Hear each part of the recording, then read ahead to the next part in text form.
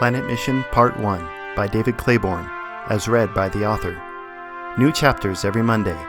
The full novel is available on Amazon.com and other online retailers. Links in the description.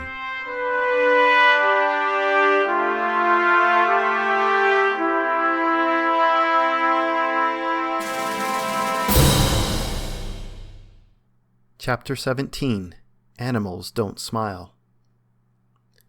A commotion in the plaza, uncharacteristic of the colonists, was enough to get Jazzy and Waters to leave the clinic, which was an extraordinary feat. They had taken to spending the whole day and some evenings in the clinic as the weeks and months wore into routine, and it became clear that meeting their objectives was going to be difficult. The few colonists who came to visit, including the mayor, never sought treatment, and never listened to what they had to teach. Instead, the few visitors that did come debated and argued. In whatever ways they spent their days, it was certainly not fulfilling their mission. Molly and Bo passed by on a morning survey of the wildlife and joined Waters and Jazzy in the crowd. They were watching Patience and Jonathan have a serious conversation with several other colonists. "What is it?" Molly asked. "This is not your affair," Jonathan said. "Leave it to us." Patience placed a calming hand on his arm and stepped toward Molly. She motioned toward one of the colonists. "This is Leroy. He believes he sighted an APOC in the area." The man nodded his head. "Tell them," she said. "Early this morning, I was checking the lower vineyard near the Mufasa campsite, as I do every couple of weeks. I noticed a dead animal on the ground near the trees at the edge of the field." "A dead animal isn't so unusual in itself," Molly said. "Animals die all the time. It's part of nature." "This one had clearly been killed, not simply passed away," Leroy said. "Again, animals get killed all the time," Molly said. "Not on Polus they don't," Patience said. "The animals care for each other as much as they do for us. They may chase and play, but they never hurt each other unless by accident." "Could this have been an accident?" Molly asked. "Not this one. Not in the way I found it," Leroy said. "What do you mean?" Molly said. "The APOC doesn't just kill its prey," Patience said. "It flays its prey alive, torturing it as it feeds on its life and light. It doesn't even eat the flesh. The signs that an APOC has made a kill are unmistakable."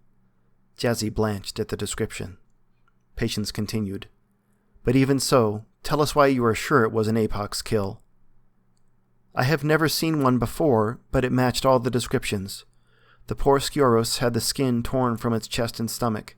Something had pinned its little arms and legs to the ground with something like needles or spines, and it was gray, almost colorless. But when I spotted the carcass, a distortion in the tree line caught my attention, like the light was bending through a lens. When I looked closer, it seemed to disappear, but I could tell something was there because the underbrush kept moving. That's when I came here. There is no doubt this was an APOC." "Could I see it? Examining the carcass might help me learn more about how it died," Molly asked. "I'm afraid not," Leroy said. "I buried it hastily where I found it in the field and came straight here." "You should have waited for us so we could examine it. Study of the wildlife of this planet is part of our mission," Waters scolded. "The wildlife and what happens to them are a matter for the colonists," Jonathan retorted. "I know you have trouble accepting our role here," Waters began, but Jonathan simply turned his back and walked away to meet a group of colonists who had begun to assemble on Arcuda carrying the colonists' traditional staffs. They wore the same attire as their first encounter with the missionaries near the bog: boots, ponchos, and parkas, and slitted glasses. Small drones hovered around their heads. "It looks like you're getting ready for something," Waters commented. "I appreciate the parameters of your mission, Director Waters. However, you do not seem to understand the gravity of the situation. An APOC is extremely dangerous and a threat to all life in the area, including human life," Patience said. "Predators have predictable behavior," Molly said. "If we can study it and understand it, we might be able to arrive at an understanding where you do not need to hunt it." Patience looked at Molly with compassion, but her reply was firm. "No, I'm sorry, Molly. You must let us deal with the APOC in our own way." Waters looked as if he were inclined to protest once more, but Patience excused herself and joined the other colonists preparing to depart. Waters reddened at the rebuff. "I cannot believe these people. They ignore everything we try to do for them. They even refuse our offer to help understand one of the creatures of their own planet a little better." "Moon," Bo corrected. Waters was not in the mood for word games and signaled as much with a piercing look. Maybe, Molly hesitated, we could try to find it first. If we could capture it, we could study it even more effectively than we could in the wild. We could protect it from the colonists at the same time. I don't think that's a good idea, Jazzy began. I think that's a fantastic idea, Waters said. They looked at each other sideways for a moment. Jazzy crossed her arms and marched back to the clinic. Bo, you go with Molly and find Tommy, Waters said. You three are in charge of capturing the APOC before the colonists find it. Junebuck and I will set up an enclosure back at camp. We'll have it ready by the time you get there. What's Jazzy going to do? It looks like she's going to watch the clinic while we're gone. Bo, Molly, and Waters trotted down the hill to camp as fast as they could and were out of breath by the time they arrived. Tommy was at the camp with his feet kicked up on an overturned crate talking to Junebuck while he worked. Tommy, to their surprise, was skeptical when they explained the situation. I don't know, he said. I feel like you should trust the colonists on this one. They know this place pretty well. They've been here for decades. We can't allow something as barbaric as hunting to take place, Bo protested. It doesn't matter how well they know the moon. This is one area where Earth knows better. It's just one more indication that despite all their technology, the colonists have a lot to learn. Molly chimed in. Tommy, normally I would agree with you, but I think capturing the APOC is in the interests of the mission and in the interests of the creature, she said. Thank you, Molly, said Waters. Tommy relented. So how are we going to find it? Molly asked. That question ended discussion. They had been so engrossed in the prospect of capturing the APOC they had not considered how they should do so. At last, Junebuck spoke up. You said that the APOC disappeared and bent the light as it left? We might be able to track the distortion. That's it, Waters said. Junebuck continued, growing excited. We would just need to sync with the geotracking data from Polus Station. They fell silent again. They had not yet been able to obtain a Li-Fi signal from anywhere, let alone synchronize with the space station. What about the glasses the colonists gave us? Bo finally suggested. Junebuck lit up at the suggestion. That would work. They have a wide number of functions. They might even be able to track the kind of distortion the animal would make without any modification. The colonists getting ready to hunt were all wearing glasses, Waters said. No one needed another word. They set out to locate their glasses. Bo, who had his with him, had already put them on. Junebuck returned and donned his as well. These are hard to get used to, Bo said, trying to focus his thoughts to cycle through the various modes. I've got it. Try this mode, Junebuck said, as he handed his glasses to Bo. The one after ultravision and infravision. I was wondering why they had a mode for gravimetric distortion. They have a setting specifically for that, Tommy said, a bit incredulous. Junebuck shrugged. They may have created it specifically for the APOC, now that I think about it. How can you tell? Bo asked, handing the glasses back to Junebuck. To him it looked normal.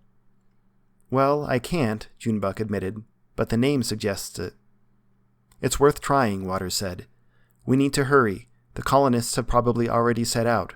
Junebuck, you work with me to set up the enclosure. You three do what you can to catch the animal first. Waters walked behind their shelters to a stack of crates. He threw off the lid and began unpacking poles. Junebuck looked like he would much rather have gone after the APOC, but followed Waters anyway.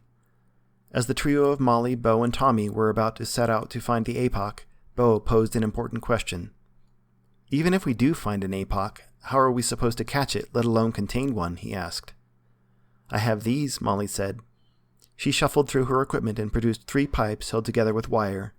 She pulled the wire taut, and the pipes snapped into a pole with a long loop at the end. Mufasa sent these specifically for capturing larger specimens. Animal control uses those for catching strays, Tommy said. Exactly right, Molly said. You slip the loop over the animal's neck and then lock the rope in place. That keeps it tight around the animal's neck. The long pole keeps it far away so it can't hurt you. It should work anyway. She handed one to Tommy and Bo, who assembled them into the same long shaft. Where do we start? Bo asked. Where the colonists saw the APOC is as good a place as any, she said. It shouldn't be far from here. They approached the vineyard wearing their glasses. It was not far from their camp, just along the border of the trees and meadow. They bent over and held their poles in front of them, tense and ready. It looks like the colonists have been here already, Tommy said. See, there are polar bear footprints everywhere. I don't think we're going to beat them, Bo said. Guys, Molly said, her tone changing in a way that caused their toes to tingle. She lifted her glasses and pointed to the tree line. Tommy and Bo lifted their glasses, hardly able to believe what they were seeing. At the edge of the forest, no more than 30 meters away, a creature sat hunched on the ground with its back to them. Its skin, or fur, or hair was completely black, which made its features difficult to distinguish in the shade of the trees. Something held its interest, and it sat hunched over. I don't think it's noticed us yet, Molly said. They approached slowly, poles ready, loops dangling and twitching loosely. As they drew nearer, the animal made no attempt to move. Its chest rose and fell with each breath. At least, it appeared to be breathing, although it was difficult to make out. It was black, save for a few barely perceptible spots like spilled red wine, but that was not quite right either. It seemed to have no color at all. Neither light nor shadow could touch it. What they saw of its skull bore a long snout resembling that of a wolf, but much longer and completely hairless save for a scraggly mane. 2 holes suggested ear canals. Hints of white teeth showed under its lips. Blunt spines protruded from its back and the lower parts of its chest as if the bones themselves had penetrated the skin. It had terrible sharp claws. In shape, it resembled a gangly and extremely emaciated human. It hungered there over its prey, a formless nothing. Damn, it's ugly, Tommy said. It's starving, Molly whispered. How did the colonists miss it? Bo asked. Maybe it doubled back on them, Molly said, and motioned the others forward. Gently and slowly, Molly and Tommy slipped the loop of their poles over the animal's snout and head, then with a nod to each other, cinched them tight. The APOC erupted with furious energy. It lunged, pulling Tommy and Molly to the ground. Bo! Molly shouted. Bo ran forward to loop the APOC's head, but it thrashed so violently he only managed to beat it about the head and shoulders. This made it angry. The APOC's jaws clamped down vice-like on the pole. Bo pulled, but it held fast and unmoving. Tommy and Molly stood up and pulled with all their might. The APOC planted its feet in the ground, then took one step back, then another, dragging them against their will. It's too strong, Molly said. The APOC gripped the poles tightly and pulled its arms close. Then it exploded in a great leap that carried the 3 of them bodily into the air. They let go and fell to the ground with a thud. The APOC landed near the trees. It spit out Bo's pole with disdain and pulled its lip back over its teeth in a terrible and toothy snarl before it shuddered and disappeared before their eyes, except for the poles that still hung around its neck. They watched the poles bounce off into the forest, still around its neck, banging off trees and bushes as it carried on at a terrific pace, breaking branches as it went. I think we underestimated it, Molly said. Bo and Tommy looked at her incredulously. We'll never catch it like this, Tommy said. We have to hurry. The colonists are sure to have spotted it by now. If we don't beat them, they'll kill it, she said. Gah! Bo cried, scrambling backwards. What is it? Molly said, rushing to see if he was okay. It's dead, Bo said. He had landed next to the carcass of the APOC's prey. I don't think it's dead, Molly said. They looked again. Indeed, although the animal's skin was pulled back to reveal the muscle tissue beneath, its chest still rose and fell in tortured breaths. Tommy stomped down hard and crushed the animal's head under his boot. There was a sickening crunch, and it was still. What did you do that for? Bo said, alarmed. It was the best thing to do, Tommy said. Molly, too, looked disturbed at what Tommy had done, but said, We don't have time to argue. We need more help. Junebug and Waters turned at the sound of 6 tromping boots approaching. Molly, Bo, and Tommy ran up and stopped with their hands on their knees, gasping at the effort. I take it you were unsuccessful, Junebug said. Their breathing slowed, and they explained their confrontation with the APOC and how they had lost it. There's no way we can capture it by hand, Bo said. That thing lifted all 3 of us off the ground like we were rag dolls. We would need military exosuits at least, and even then I'm not sure we could handle it, Tommy said. How do the colonists deal with these things then? Waters asked. They don't, they just kill it, Bo said. We need something much, much stronger and tougher, Tommy said. Tough like the rover? Junebug offered. Exactly, Tommy said. What about the Armatron? Junebug suggested. That caught them by surprise. That might just do it, Molly said. We don't have much time, Bo said. If we don't hurry, the colonists will get there first. Even with the rover, how are you going to catch it? Waters said. Bo, can you link one of your drones to the glasses? Junebug said. Bo thought for a moment. Probably, but the drones just have standard cameras. You could see what the drone sees, but you wouldn't get the information the glasses give. I have an idea, Junebug said. He walked over to a crate and held up a roll of gray tape. Minutes later, one of Bo's drones ascended into the sky, a pair of the colonists' glasses duct-taped over the camera lens. Bo watched the feed on his phone from the passenger seat. Molly drove. Tommy and Waters watched anxiously, leaning forward with their hands on the front seats to get a better view. Junebug stood in the hatch, ready at the Armatron's controls.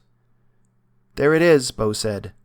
The feed showed a pulsing dot where the glasses had identified an anomaly. They all leaned over his phone. The rover lurched as Molly bent to see too. "Sorry," she said, riding its course. "It doesn't look like it's moving," Tommy said. "Steer that way, Molly," Bo said, pointing to a break in the trees. "Why would it have stopped?" Waters asked. As the rover plowed into a clearing, they saw why. The poles around the apoc's neck had become lodged in the branches of a tree at the far end of the clearing. The apoc dangled 3 meters above the ground, stuck fast. It had one of the poles in its mouth and appeared to be trying to bite through the metal. It pawed and clawed at the cables that held its neck, even using its hind legs to rake at the restraints. It thrashed against the poles, heedless of injuring itself. "We have to hurry, it'll suffocate," Molly said. "Back the rover up," Junebug called down from the hatch. Molly swung the rover around. When the apoc saw them, it began thrashing even more violently. They could not believe its strength. The enormous tree shuddered. Leaves and twigs, even branches, pelted the top of the rover as they fell, dislodged by the apoc's protestations. "If we don't hurry, the poles will snap," Bo said. "You'll have a different reason to hurry in about 2 seconds, Tommy said, pointing through the rover's front windshield. A dozen Arcuda with colonists on their backs burst into the clearing. 3 colonists slid off the beasts in a clamor and charged toward the apoc. The others surrounded the clearing, staying mounted on the Arcuda. "I've almost got it," Junebug said. He swung the Armatron around toward the apoc. The animal twisted and kicked violently, knocking the rover itself sideways as it struck the arm. It flailed left, then right. A lance sailed past the Armatron and lodged deep in the tree, just missing the apoc. "That's what those things really are?" Bo said. "You didn't think they were going to beat it up with sticks, did you?" Tommy quipped. Then Junebug, reading the apoc's movements, ducked the arm under a kick and deftly grabbed the apoc around the chest as it swung left again. Junebug lifted it upward with the arm, freeing it from the branches. The apoc pushed down against the Armatron's grip and writhed, shaking the whole rover. "It's going to break the arm," Waters shouted. "It won't, I can hold it," Junebug yelled. "It's slipping," Bo said, alarmed. Junebug lowered the apoc onto the roof of the rover behind them, holding it tight in the grip of the Armatron. Another lance sailed past them over the rover. Junebug ducked as a third lance flew past and sliced a deep gash across the apoc's face. Something white and viscous like wax flowed from the wound. The creature turned toward the throw and screamed. Everyone covered their ears, its cry filling them with fear and anguish as if for a moment they too felt its pain. Junebug had to fight the urge to let go of the Armatron's controls. "Whoa, whoa, whoa!" Waters shouted, climbing through the hatch past Junebug. He stood on the rover's roof with his arms spread wide between the colonists and Junebug. "What the hell do you think you're doing?" The apoc scratched and raked at the Armatron. It seemed to be tiring, and the Armatron held fast. Jonathan rode up beside the rover on an Arcuda. He brandished a lance, ready to throw. Waters moved between him and the apoc. "Move, Director!" Jonathan shouted, a fire in his eyes. "You endanger us all!" "Lower your spear, colonist!" Waters shouted back. "How dare you threaten us? How dare you threaten a Mufasa mission?" The other colonists surrounded the rover, some mounted, some on foot, all shouting. Waters shifted left and right, trying to shield the creature, but all too aware that if the colonists chose to attack, there was nothing he could do. "Enough!" came a booming voice that shook the clearing. Instantly the colonists quieted and backed away. Even Waters lowered his arms at the command. Jonathan too backed away, but kept his eyes on Waters, still seething. The mayor rode up, his lance unsheathed and propped on his foot. "They've captured the apoc. It's not going anywhere," the mayor said. "Tell us, Director, what is it that you intend to do?" Waters stood struck dumb for a moment. "We—" "Study, Mr. Mayor. We intend study, nothing more," Molly said, climbing up through the hatch. The mayor seemed surprised at her appearance. The colonists softened and backed away farther. "Think, Mayor. Think, my friends, what we could learn and share together through study. How much we could gain and understand. Will you let us take this opportunity? You have been generous to us thus far through your gifts, allowing us to stay in the valley and letting us set up our clinic outside your city, though we know you do not consider us friends. Do not let your welcome and generosity end here. Please, allow us this request." The mayor was astonished. "You wish to study this thing? You know what it is." "I know, Mayor," Molly said. "And you believe there is something to be learned still?" he asked. "I do," Molly said. He considered Molly carefully. It took only a few moments, but time seemed to wear on endlessly as they stood in opposition. "Very well, we will allow this, for you, Molly, because it is you who asked," he said.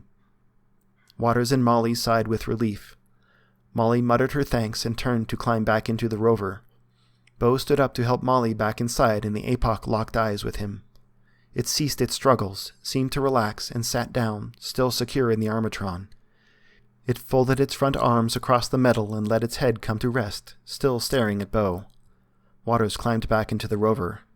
"Holy hell," he said, and wiped his brow. "Offensive language," Junebug called down. "It's wounded. We need to get back to camp soon," Molly said. "I wouldn't get too close," Tommy cautioned.